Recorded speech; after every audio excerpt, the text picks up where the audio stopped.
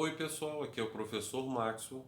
Hoje eu vou corrigir e dar o gabarito para vocês do capítulo 6 do livro aí de história, tá? De história. Então vamos lá. Pessoal do sétimo ano, abram aí na página 26 e vamos às respostas. Com base em seus estudos sobre a China, assinale com um X as alternativas corretas. Vamos lá.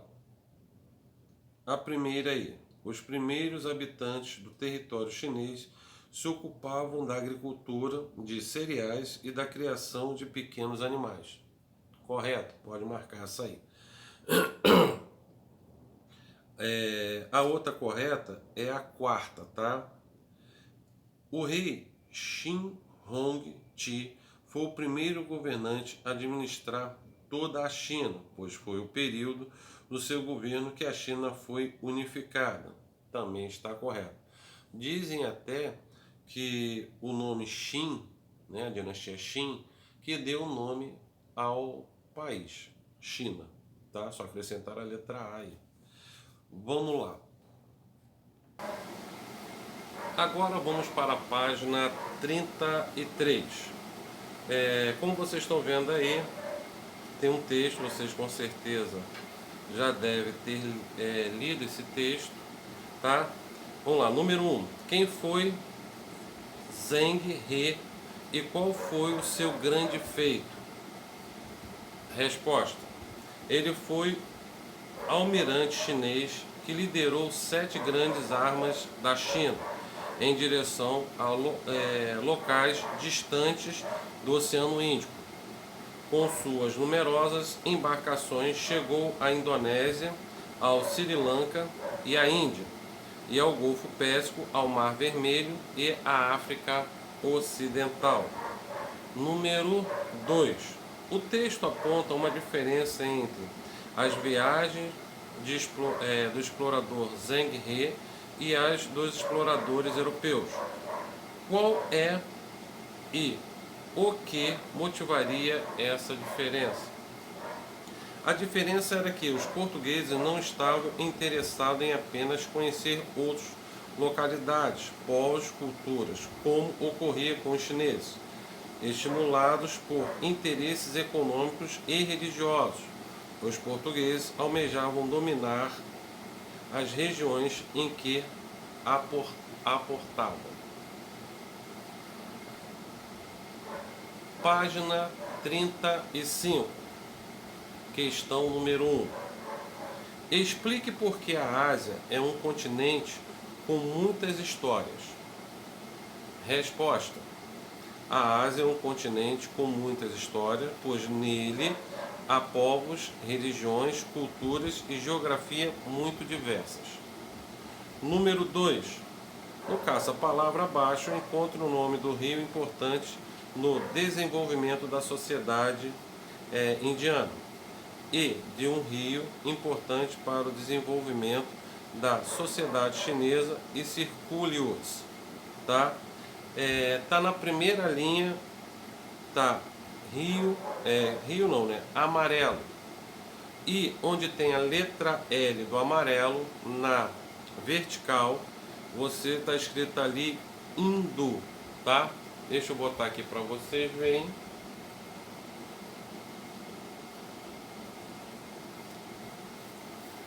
Vamos lá. Questão número 3. Essa imagem representa a fabricação de importante produto chinês. Que produto é esse? Tá? Ali essa senhora que está mexendo ali, naquele parece um monte de ovos, mas não é não. Aquilo ali é a seda que foi deixada pelo bicho da seda, tá? Então essa seda ali, aquele bichinho é tirado aqueles fios da seda para fazer o tecido, tá? Então é a seda. Qual foi a importância da fabricação e do comércio dessa produção para os povos orientais e ocidentais entre os séculos XV e XVII? Resposta. A construção da rota da seda em que se praticava o comércio de seda especiarias e intercâmbios entre as culturas ocidentais e orientais. Tá? Então, pô, vocês estão vendo aí uma senhora aí que está separando esses ovos, parecem uns ovinhos, mas não é não, é a seda mesmo do bicho, da seda, tá? Vamos lá, página 36, número 4. A divisão da sociedade indiana baseava-se no sistema de castas. Como os indianos a justificavam, tá botando justificavam, apesar da casta ainda existir na Índia, mas a partir de 1960 do século, né, do século 20, vai acabar com as castas, mas mesmo assim ela se mantém até os dias de hoje. Vamos lá, a resposta agora da pergunta.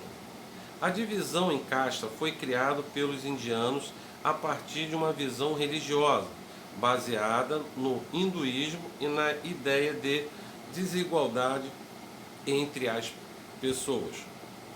Nós já conversamos sobre isso na aula, né? Que cabeça de Brahma é o mais importante e a parte mais baixa são os pés de Brahma, e são divididos em castas. Cada parte do corpo de Brahma é uma casta, tá? Tem as castas mais altas, as castas mais baixas, tá? Então é assim que funciona, tá? E outra coisa, na casta você não pode subir de classe social, você vai ficar sempre naquela casta ali. Você nasceu Brahma, vai ser Brahma. Vamos lá. Então, como eu acabei de dizer, né, então as castas, a pessoa nasce naquela casta, ela morre lá. Não tem, a pessoa não, a classe não sobe de classe social, tá? Acaba por aí. Vamos lá. Letra B. Preencha o quadro abaixo com os cargos ocupados pelos indivíduos de cada uma das castas e suas funções. Vamos lá, nós temos aí essa tabelinha aí, temos lá grupos sociais, cargos que ocupam e funções. Vamos lá, a primeira, Brahmanes, tá? É o grupo social. Cargo que ocupam: sábios, sacerdotes e professores. Funções: eram incumbidos de orientação espiritual e do aconselhamento aos governantes. Os kshatriyas, tá? São os guerreiros, cargos que ocupam, guerreiros. Qual é a função, as funções dos guerreiros? Eram encarregados de manter a ordem política e garantir a proteção social. As vaixas é outro grupo social das castas. Cargos que ocupavam comerciantes, artesãos e grandes proprietários de terras. Suas funções: eram responsáveis pela economia da sociedade. Tinha os Sudras, cargos que ocupavam trabalhadores braçais. Suas funções deveriam seguir os desígnios das outras três classes superiores a eles. Esse aqui é só uma divisão que eles colocaram aqui, mas ainda tem o palha. O palha é aquele que fica abaixo dos pés da estátua de Brahma, tá? Sendo que esses, por exemplo, são tão desvalorizados pela sociedade indiana por causa dessas castas, que, para você ter uma ideia, por exemplo, se passar uma pessoa de uma casta e ele estiver na rua e tiver a sombra, ele não pode pisar nem na sombra desses do pessoal da casta maiores, tá? Esses palhas são realmente a escória da sociedade indiana. Apesar, mais uma vez reforçando, em 1960 acabou essas caixas, esse negócio de caixas na Índia. Mas, por ser uma coisa cultural, né? Então é mantido até os dias de hoje, tá? Vamos lá, número 5. Preencha o esquema e a seguir com os nomes dos grupos sociais existentes no Japão medieval e considerando-se as respectivas funções. Eram proprietários de terras, os shoguns, né, que eram, bem dizer não, eram os samurais, tá? Em troca de moradia e de proteção faziam trabalhos gratuitos, servos camponeses, tá? E a última aqui eram guerreiros que protegiam as terras dos senhores, os samurais. Mas aí, professor, mas os samurais era um, o shogun era outro? Não. Existia o shogun, que era o dono da terra, que também era um samurai, e tinha os samurais que viviam nessa sociedade, tá? Como se fosse, por exemplo, que aqui você está vendo que é um sistema feudal, tá? Na Europa era igualzinho. Tinha lá o senhor feudal e tinha os cavaleiros. Os cavaleiros normalmente eram os filhos, tá? Desse senhor feudal, que era responsável em proteger o seu feudo. E tinha lá os camponeses, certo? Que serviam a esses senhores feudais. Pode ver que é bem parecido com o feudalismo europeu, tá? Vamos lá, número 6. Sobre o contato entre portugueses e asiáticos, assinale V, as afirmações verdadeiras, e o F, as falsas. Vamos lá, letra A. Denomina-se Índia a região que era habitada pelos povos nativos da Índia atual. Não. Índias era tudo aquilo que era partir do Oriente Médio para lá, para os europeus, era Índias, tá? Depois, com os anos, que aí vai ter o país a Índia, tá? Então é falsa. Letra B.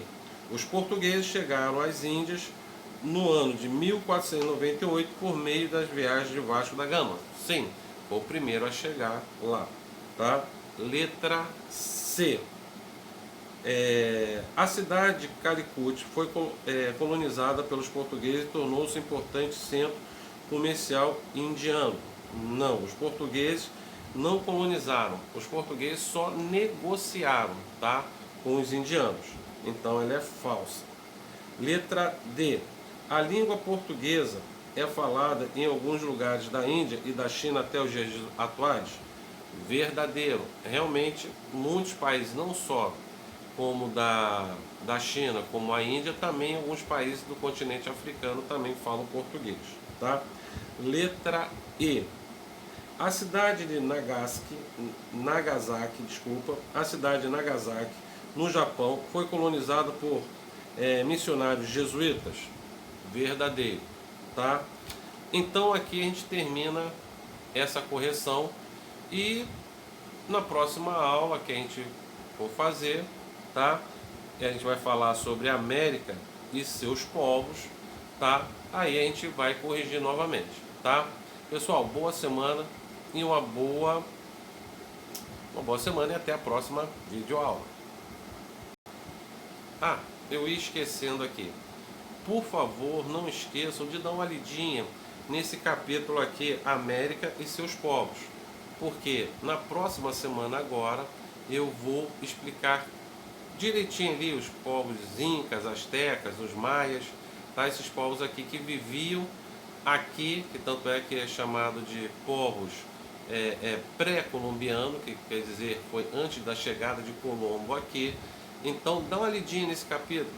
Se puder adiantar também os exercícios, vai adiantando, tá?